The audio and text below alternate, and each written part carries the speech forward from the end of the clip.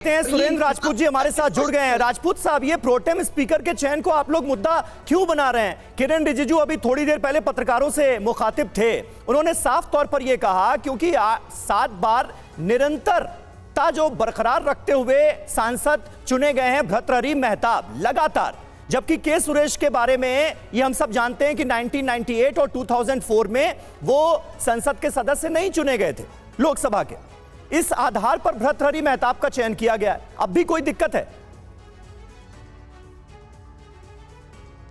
दो बातें बड़ी स्पष्ट हैं। पहली बात तो आप देखिए, जो एनडी अलायंस वाले लोग हैं जो इस तरीके की भाषा का इस्तेमाल पहले से ही कर रहे हैं, डे फर्स्ट से इन्होंने बता दिया कि लोकतंत्र के लिए इनकी क्या विचार है और प्रतिपक्षियों के लिए इनके क्या विचार हैं। बता रहे हैं कि साहब 8-10 करोड़ रुपए खर्च हो रहे हैं और इसलिए आप संसद में आइए। अरे भाई, 8-10 करोड़ जो खर्च हो रहे हैं संसद की गरिमा को, लोकतंत्र को बचाने के लिए हो रहे हैं, बहुलतावादी लोकतंत्र को नियम से, परंपराओं से चलाने के लिए हो रहे हैं। 8-10 करोड़ रुपए के नाम पर अगर आप परंपराएं तोड़ेंगे, संविधान के विरोध में बात करेंगे, लोकतंत्र के विरोध में बात करेंगे तो आपका विरोध होगा और ये इंडिया अलायंस के लोग करेंगे एनडी अलायंस वाले लोगों का।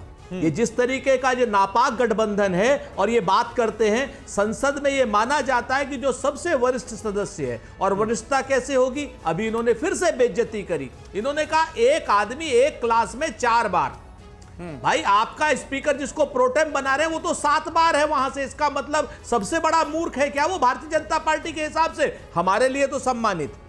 आप इस चीज को बताइए। और हम जब ये कह रहे हैं कि साहब 8 बार का सांसद आपके पास मौजूद है और परंपराएं हैं, जो वरिष्ठतम सदस्य होता है, वरिष्ठतम सदस्य जो होता है लोकसभा का, उसको प्रोटेम स्पीकर बनाया जाता है। तो अगर हम ये बात कह रहे हैं तो इस बात को सुनने की जगह अगर भारतीय जनता पार्टी वाले हमारे साथ सभ्याचार की भाषा में बात नहीं करते हैं, गाली गलौज की भाषा में बात करते हैं और पहले ही दिन से कहते हैं कि हम डिस्टरप्ट करना चाहते हैं, तो डिस्टरप्ट वो करना चाहते हैं और पैसा जो संसद में लग रहा है, राजपूत जी, यानी कि एक बार फिर से भले ही संसदीय कार्य मंत्री किरण रिजिजू की तरफ से बता दिया गया हो कि क्यों भर्तृहरि महताब का नाम सामने रखा गया, उसके बावजूद आप परंपरा को तोड़ने और विपक्ष को अपमान करने की जो बात है, टकराव की बात करते नजर आ रहे। गौतम लाहिड़ी जी भी हमारे साथ मौजूद हैं। गौतम लाहिड़ी जी, क्या वाकई में आपको लगता है कि परंपरा तोड़ी गई है? ऐसे में जब संसदीय कार्य मंत्री खुद ये क्लियर कर रहे हैं कि क्यों भर्तृहरि महताब जो कटक से भाजपा के सांसद हैं उनको प्रोटेम स्पीकर के तौर पर चुना गया? देखिए, सबसे पहले तो मैं बताऊंगा, जो पार्लियामेंट के जो नियम है, जो माना जाता है, वो है केल सगदर और लोकसभा का जो रूल्स बुक्स है, इसमें कहीं ये नहीं लिखा है कि कंटिन्यूटी की बात। ये बात सही है, ये एक परंपरा रही है कि जो सबसे ज़्यादा समय जो संसद रहेंगे उसको ही प्रोटेम स्पीकर बनाया जाता था। लेकिन ये कोई कानून है नहीं, ये एक परंपरा है, ट्रेडिशन है। अब भाजपा का और एक सांसद है कर्नाटक से जो 7 बार चुने गए हैं, उनको तो बताया नहीं, भर्तृहरि महताब को प्रायोरिटी दिया गया है।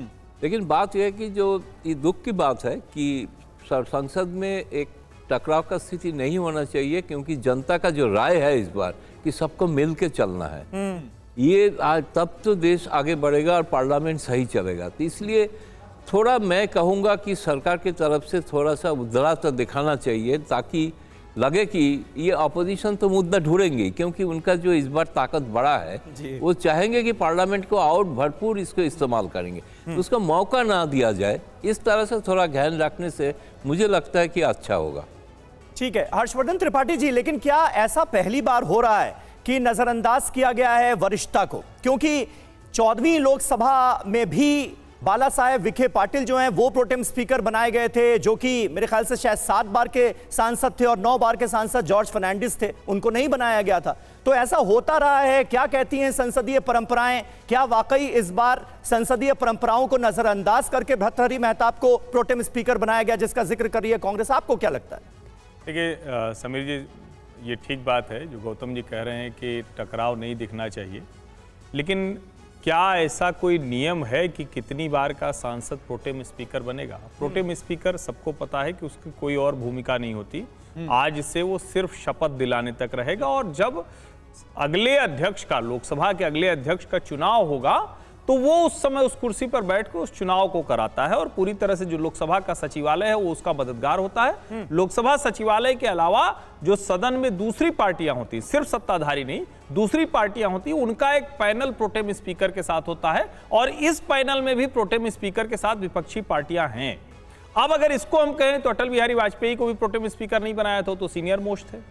जॉर्ज फर्नांडिस को नहीं बनाया था, वो तो सीनियर मोस्ट थे। कमाल की बात यह है कि इससे पहले प्रोटेम स्पीकर पर विपक्ष ने ऐसा कभी हंगामा किया ही नहीं। और जिस समय विपक्ष ये कर रहा है, जरा ये भी ध्यान दीजिए कि वो पहले ही कहते हैं कि हमारे फलाना हमारे टच में हैं, प्री पोल अलायंस में कहते हैं कि हमारी ये पार्टियां टच में हैं। ऐसे में शायद सरकार को ये लगा होगा, और ये बहुत आसानी से कहा जा सकता है क्यों नहीं दे दिया, उन्हीं का बना देते।